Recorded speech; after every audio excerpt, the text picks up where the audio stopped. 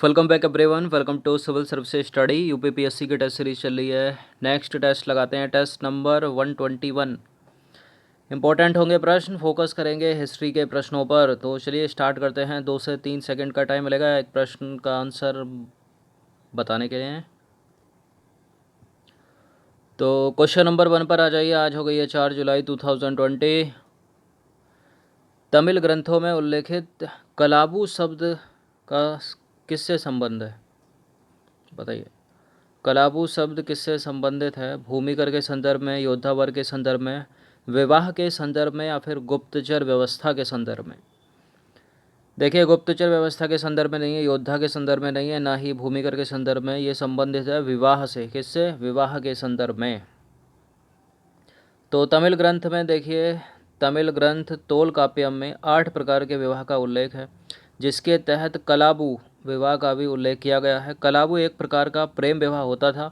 कलाबू विवाह समाज में निंदनीय समझा जाता था, और यह आज भी बहुत सारी जगह निंदनीय ही है। क्वेश्चन नंबर 2 पर आ जाइए। सल्तनतकालीन राजस्व प्रणाली से संबंधित निम्नलिखित कथनों पर विचार करें। पहला स्टेटमेंट है, अलाउद्दीन खिलजी और मोहम्मद बिन तुगलक के अतिरिक्त किसी भी सुल्तान ने भूमि की पैमाइश करके लगान वसूल करने की पद्धति नहीं अपनाई, और अलाउद्दीन खिलजी और मोहम्मद बिन तुगलक के कृषि सुधारों के कारण खूतों और मुकद्दम जैसे मध्यस्थों की स्थिति में गिरावट आई थी। बिल्कुल बिल्कुल करेक्ट है दोनों के दोनों स्टेटमेंट। ये यहाँ पर इसका आंसर क्या हो जाएगा? Option number C. तो देखिए, अलाउद्दीन के समय कृषि सुधारों के परिणाम स्वरूप खूतों और मुकदमों की स्थिति में गिरावट आई। मोहम्मद बिन तुगलक ने भी इन पर प्रतिबंध लगाने का प्रयास किया, परंतु यह सही है कि बिना उनके सहयोग से जो है कृषि सुधार असंभव था। अलाउद्दीन खिलजी और मोहम्मद बिन तुगलक के प्रयासों से खूतों और मुकदमों के ऊपर रोक अवश्य लगी, परंतु इससे सबसे ज़्यादा हानि सामान्य किसानों को हुई, और यही कारण है कि दोनों के शासनकाल में अनेक कृषक विद्रोह हुए।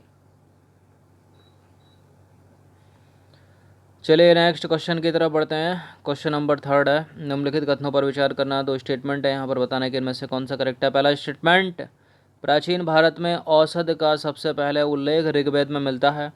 चरक द्वारा लिखित चरक संहिता भारतीय चिकित्सा शास्त्र का विश्वकोश है। बिल्कुल, देखिए चरक संहिता जो है भारतीय चिकित्सा शास्त्र का विश्वकोश है। चरक ने लिखा है इसको, करेक्ट है दूसरा वाला स्टेटमेंट। पहला गलत है, क्योंकि भारत में सबसे पहले औषधि का प्रयोग अथर्ववेद में मिलता है, ऋग्वेद में नहीं मिलता है। जादू टोना, औषध, ये सब किस में है? अथर्ववेद में है। तो प्राचीन भारत में औषध का जो सबसे पहले उल्लेख मिलता है वो अथर्ववेद में मिलता है, ऋग्वेद में नहीं मिलता। क्वेश्चन नंबर 4 पर आ जाइए। इस शैली से संबंधित एक कथा के अनुसार जब ईश्वर ने पृथ्वी का सृजन किया तो यह एक पिंड के समान थी। सात लेनुरा ने इस निर्मित गोलार्ध पर नृत्य किया। अपने पैरों से इसे मजबूत और चिकना बनाने के लिए कोमलता से दबाया। आज भी इस नृत्य शैली के लोग नृत्य करते समय कदम तेजी से नहीं रखते, बल्कि अपने पैरों को भूमि पर कोमलता और मृदुता के साथ रखते हैं। यह नृत्य शैली निम्नलिखित में से किस नाम से जानी जाती है? मणिपुरी, कुचिपुड़ी, मोहिनीअट्टम या फिर कुडियट्टम? क्या होना चाहिए इसका उत्तर? इसका उत्तर है option number A, Manipuri. Manipur की मणिपुरी, देखिए मणिपुरी शास्त्र नृत्य का एक संबंध मणिपुर से है, और यह भारत के अन्य शास्त्रीय नृत्य रूपों से अलग है। इसमें शरीर धीमी गति से चलता है। क्वेश्चन नंबर 5 पर आ जाइए। मौर्योत्तर कालीन इतिहास से रिलेटेड कुछ स्टेटमेंट है यहाँ पर। मौर्योत्तर कालीन मतलब मौर्य के बाद का समय। पहला स्टेटमेंट है, सातवाहनों ने ब्राह्मणों और बौद्ध भिक्षुओं को कर मुक्त ग्राम देने की प्रथा आरंभ की, जिसे अग्रहार कहा जाता था।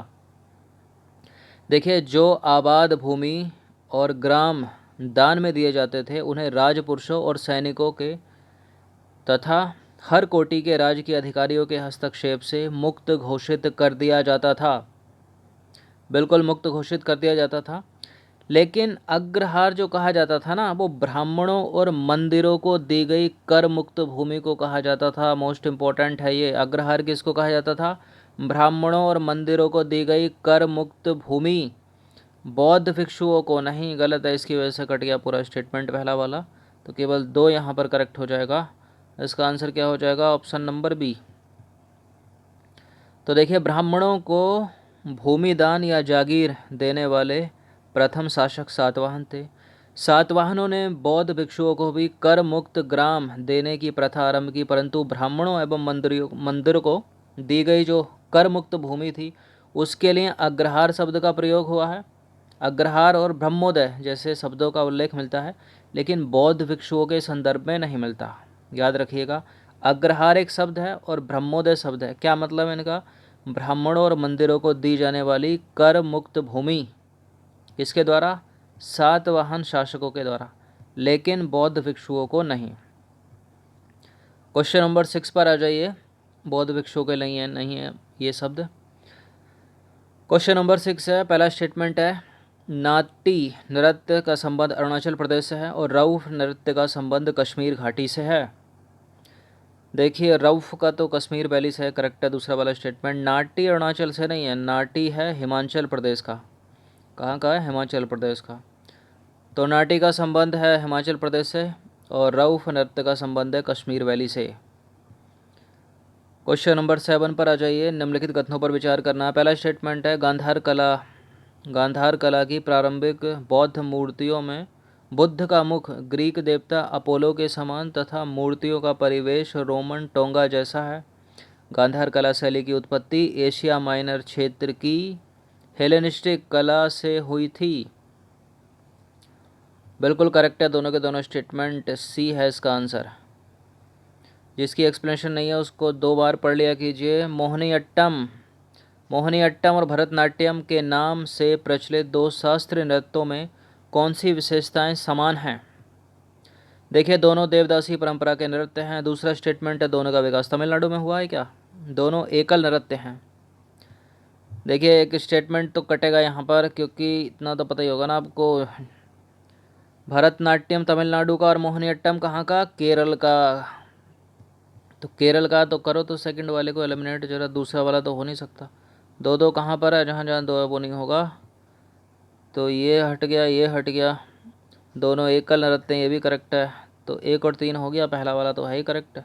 दोनों देवदासी परंपरा के नृत्य हैं। तो देखिए, भरतनाट्यम का विकास तमिलनाडु में हुआ और मोहिनीअट्टम का विकास हुआ केरला में। यह दोनों नृत्य देवदासी परंपरा से संबंधित एकल नृत्य हैं। क्वेश्चन नंबर 9 पर आ जाइए। निम्नलिखित कथनों पर विचार करना। पहला स्टेटमेंट है, बेल्लम कल्ली केरल की प्रसिद्ध सर्प नौका दौड़ है, पता होगा आपको। और धोप खेल मिजोरम का एक लोकप्रिय खेल है। देखिए, बेल्लम कल्ली तो केरल की है, केरल की क्या है? सर्प नौका दौड़ है, करेक्ट है, मूवी में भी दिखाया बहुत सारा। और धोप खेल मिजोरम का नहीं है, धोप खेल जो है वो कहाँ का है? असम का है, असम। तो इसका आंसर क्या हो जाएगा? 1 ओनली। तो देखिए, धोप खेल जो है वो असम का लोकप्रिय खेल है और वेल्लम कल्ली केरल की प्रसिद्ध सर्पनों का दौड़ है, जो ओणम के दिन होती है। ओणम एक त्यौहार है केरल का। क्वेश्चन नंबर 10 पर आ जाइए। नवपाषाणकालीन संस्कृति से रिलेटेड कुछ स्टेटमेंट हैं यहाँ पर। पहला स्टेटमेंट है, मृदु भांड का निर्माण होता था। पत्थरों के औजारों का घर्षण और उन पर पालिश करना, अग्नि का उपयोग करना एवं इसके माध्यम से भोजन पकाने की तकनीक आरंभ हो गई नवपाषाण काल में। बिल्कुल, मृदु भांड होते हैं पात्र, किसके? मिट्टी के। करेक्ट है पहला स्टेटमेंट। पत्थर के औजारों का घर्षण और उन पर पालिश किए जाने लगे, अग्नि का उपयोग हो गया और इससे भोजन पकने लगा। तो सारी की सारी नवपाषाणकालीन संबंधित विशेषताएं हैं। तो इसका आंसर हो जाएगा ऑप्शन नंबर डी, 1, 2, 3। तो उपरोक्त सभी कथनों का संबंध जो है नवपाषाणकालीन संस्कृति से है। तो चलता कैसे है? पुरापाषाण काल, इसी तरह से चलता है ना सिक्वेंस। पुरापाषाण काल, उसके बाद क्या आता है? मध्यपाषाण काल, फिर क्या आया? नवपाषाण काल।